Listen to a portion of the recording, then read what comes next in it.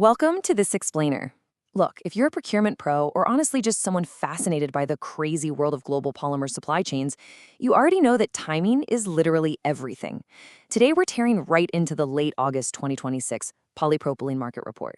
We're going to map out exactly what's happening across the globe right now, and more importantly, we're going to deliver the actionable intelligence you need to navigate these constantly shifting tides. And to do that, we're pulling the absolute latest on-the-ground intelligence straight from Polymer Bazaar. These guys are the experts tracking the exact price predictions and profit margins, and we're going to use their data to give you a serious edge in your buying strategy for the month ahead. All right, let's jump right into the agenda. First up, Western markets, looking at the US and Europe. Then we'll check out the market pressures over in Turkey and China. After that, the Indian Polymer Bazaar. And finally, we'll lock in a clear strategic procurement opinion. Okay, Section 1, Western markets, US and Europe. So right now, the US is basically telling a story of intense downward pressure. You might remember last month we saw this modest 3 cent per pound increase, which was mostly driven by raw material outages, specifically those PDH units at major facilities like Dow and Invista. Well, now that those propane dehydrogenation operations are finally getting back on their feet, that hike is fully expected to just roll right back. It's a classic situation, right? We've got improving supply slamming right into weak demand, and with operating rates actually dipping below 85%, that downward pressure is frankly huge. Now, hopping over to Europe, it's a slightly different vibe, but honestly just as challenging. The market has been surprisingly quiet through late August, but behind the scenes, regional supply is taking a massive, totally unexpected hit. There's this ongoing, unplanned shutdown happening at Grupa Azoty's polypropylene plant over in Poland. Guys, we are talking about 430 kilotons of annual capacity just suddenly going offline. That is a massive hole in the supply chain. But what's really fascinating here is how the buyers are reacting. The August polypropylene contract actually jumped by 55 euros to hit 1,420 euros a ton. So naturally, sellers are trying to push through these September price hikes, right? But the converters, they are not blinking. They've got enough stock sitting in their warehouses, and they are fiercely resisting these hikes.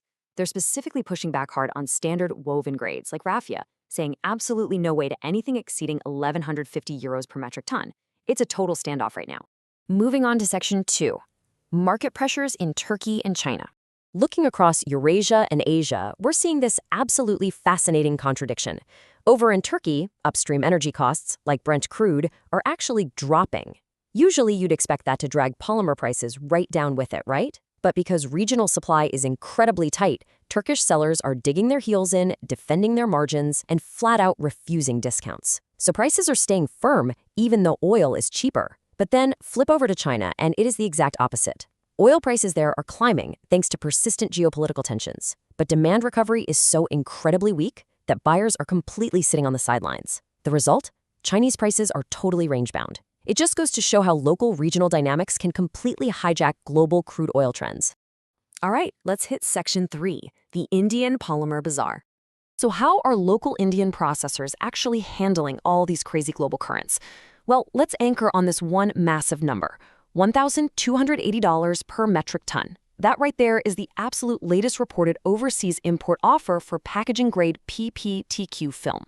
That's landed at the Navashiva port for September shipments, including cost, insurance, and freight. This number is basically the baseline reality of importing into India right this second. Knowing that baseline, what's the actual playbook on the ground? Well, local producer prices haven't budged at all this week. Processors are playing it super safe, literally only buying raw materials for their immediate day-to-day factory needs. But, and this is a big but, there's an exception, and it's the scarce grades. Availability for things like injection molding, random copolymers, and lamination is noticeably dropping. The converters, they see the writing on the wall. They're actively stockpiling these specific grades right now because they are fully anticipating imminent price hikes. They're grabbing what they can while they can. Which brings us to Section 4, Strategic Procurement Opinion. So, what does all of this bouncing around the globe actually mean for your buying strategy today?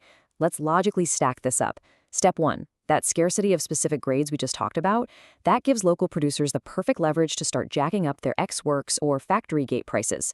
Step 2, we zoom out and look at the macro environment, specifically those ongoing shipping issues in the Middle East that are just constantly disrupting the global flow.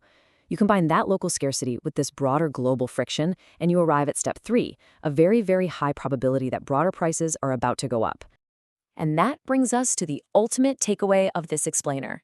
This perfectly distills everything we've just covered into one crystal clear directive from Polymer Bazaar. Quote, based on these probabilities, we advise converters to procure at the current prices. Look, the window of stability is closing fast. The smart money right now is absolutely locking in immediate and near-term requirements before those anticipated factory gate price hikes actually hit. Which leaves us with one final thought. Local producers are gearing up to revise their polymer prices on September 1st. You've seen the data, you know exactly where the supply constraints are, and you've heard the expert advice to buy right now. So I'm going to leave you with this absolutely critical question. Is your supply chain prepared for those September 1st price revisions? Seriously, take a hard look at your inventory today because the market, it's definitely not going to wait for you. Thanks for hanging out with me for this explainer, and I'll catch you next time as we keep unpacking the data that literally drives your industry.